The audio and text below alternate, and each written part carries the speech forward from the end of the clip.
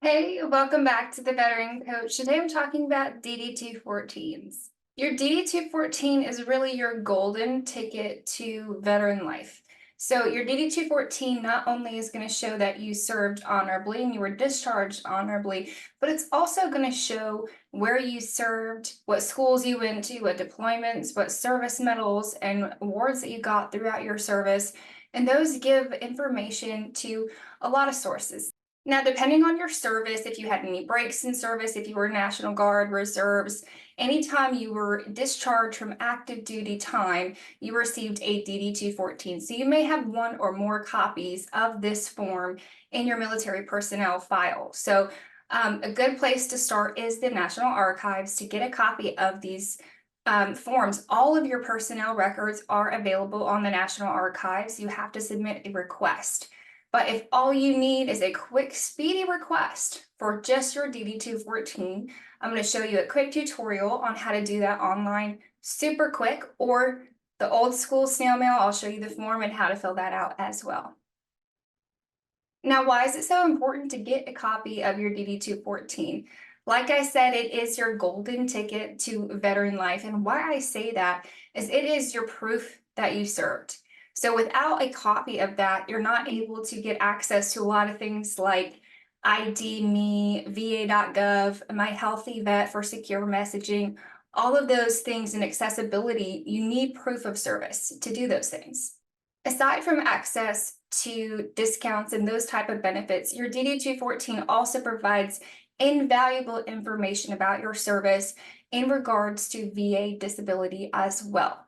Your DD214 shows your deployments, service medals, things of that nature, what your occupation was during your service, and that can provide a lot of information to advisors like myself and my team to know where you served, what presumptive conditions may be associated with your deployed locations, as well as stateside locations. Most people know of sites like Camp Lejeune being a site for toxic exposure, burn pits in Afghanistan and Iraq, Kuwait. Those things are becoming more common knowledge. Agent Orange in Vietnam. However, there's a lot of other things and nuances that you may not know. Some presumptive conditions are based on your occupation solely, and it has nothing to do with where you served, but how you served. What was your occupation? So if you were a firefighter and you served stateside, but you were exposed to firefighter foam that has now been linked to cancers and being carcinogenic, that is an occupational exposure. Similar to radar techs, X-ray techs with radiation exposure, there are other conditions that are related and presumed connected if you have them and you had that occupation during service. Hearing loss in artillery, tinnitus, things like that kind of go hand in hand, but you may not know that, or as an advisor like myself and my team may be able to decipher and see things in one simple form that maybe you are missing and completely bypassing those benefits. Bottom line up front, if you don't have a copy of your DD214 or DD214s, make sure you get a copy today. It's a quick online submission. Follow along here. Takes less than 5 minutes, or submit this form through the mail. I'll show you both ways. You'll start with a quick Google search of the National Archives and go to their homepage. Go to the Veterans Service Record tab here. It's the second one and it's currently blue. Once you're at the Veteran Service Records page, you can see that there's a multitude of things that you can request. There's a request for records online, by mail, or by fax. The by mail or by fax are both going to be the SF-180 form, which I'll show you how to fill out in just a moment. You can also request medical and health records. I have a separate video on how to request your entire receive file. See that here above. Go ahead and click the Request Service Records online. Now this page is going to show you which type of military service records you are requesting. For this video and purpose, we are going to request your DD214. Go ahead and click Start Request Online. If you've never started a request before, you'll go ahead and make a new request. If you've already started a request and you haven't received your records, you can go ahead and click the Check Status of Existing Request. This can be somewhat of a lengthy process. Answer the basic information questions below and continue.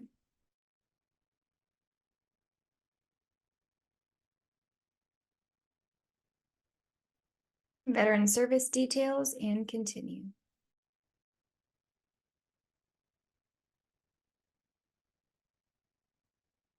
Under which category best describes why you're requesting the records, you can select benefits. This is the most inclusive option. Continue on with veteran information.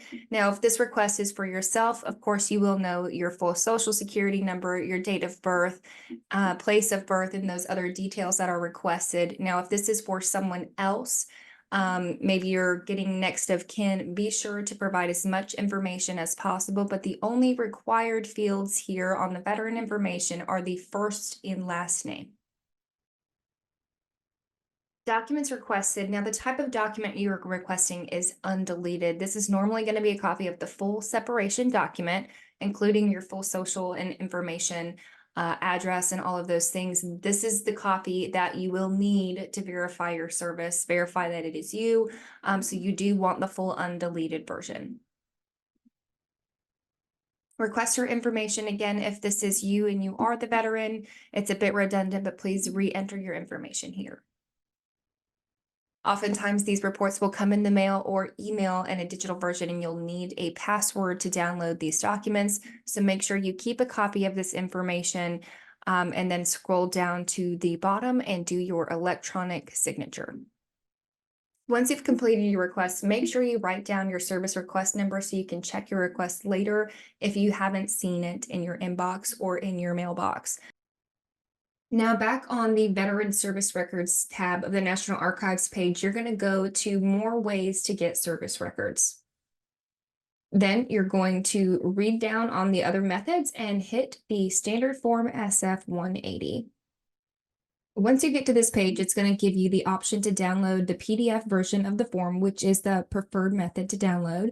And once you have that form filled out, which I'll show you how to do next, you're going to want to mail that to the National Archives Center, preferably through certified mail to 1 Archives Drive, St. Louis, Missouri. Here's the address here on the National Archives website. If you're unable to download the PDF version online, you can get a copy of the SF-180 at your local VA office or Department of Defense office. Once you've downloaded the PDF version, page 1 is actually the general information and instruction sheet for this form. Go ahead and read through that if you feel the need to.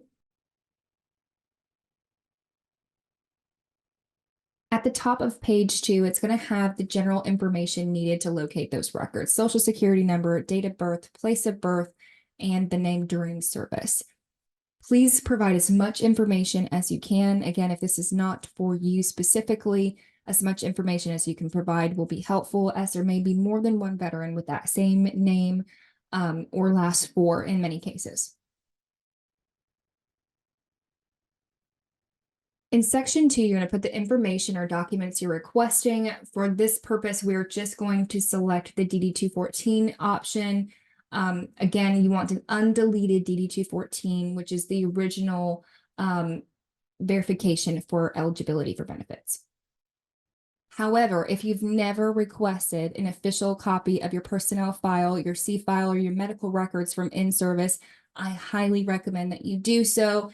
It will take a while, but the time is going to pass anyways. You need to go ahead and get this request out there and cooking. But again, if you just need your DD214, that will be a quicker push through for you, and just select that first checkbox in section 2. Under purpose, you can put benefits, employment, VA loan programs, whatever it is that you're going to use that DD214 for. Section 3, similar to the online form, is going to be the requester name if it's other than the veteran themselves. Please put the relationship to the veteran and all applicable information for contact. Again, once you've completed your form, you're going to send that directly to the National Archives, and I recommend certified mail due to the tracking number and proof that they have received your request.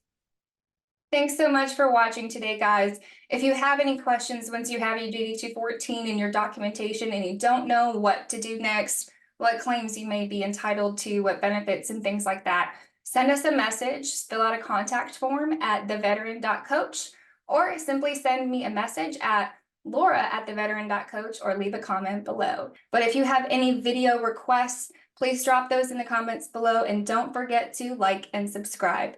We will see you next time, but until then, stay safe and stay healthy.